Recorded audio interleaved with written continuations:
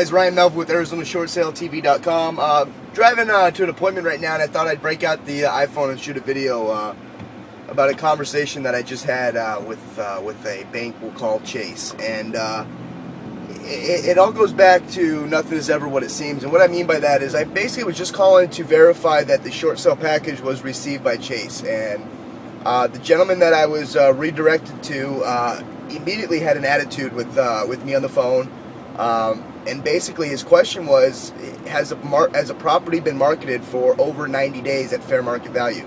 And my simple answer was no, because as good real estate agents, we know what fair market value is, and we're going to price it at or slightly below in order to get an offer, and not take 90 plus days to find a buyer, because it's not needed in this market. There's a lot of buyers out there right now, and 3 months just is absurd. So trying to go around him, just wouldn't budge at all. He wouldn't even let me talk to the supervisor, basically claiming that she was not even available to talk to me, and that was their policy, end quote there. But as we know what policies, a lot of those, I don't want to call it made to be broken, but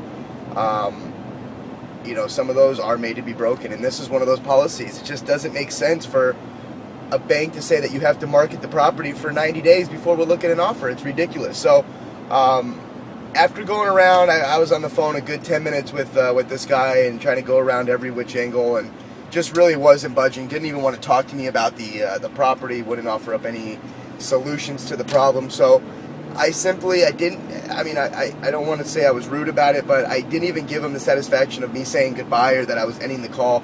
Basically what I did is I hung up on him and immediately picked the phone up, called right back, went through the same steps in order to get passed on to a call coordinator, and what do you know? I get somebody new, not the same guy that was instantly rude and non-solution oriented. So the new gal I got was very, very helpful. She went through and verified that the package was received and everything was in their system, and kind of when to call back and what the next steps. Very, very helpful. And it's just very strange how within literally 30 seconds of hanging up, calling right back, you can get a completely different person with a completely different attitude and apparently completely different mindset. And it all really goes back to mindset, because what it comes down to is easily when that loss mitigation guy, the first guy, if he would have came to me and said, nope, we need to have this marketed for 90 days,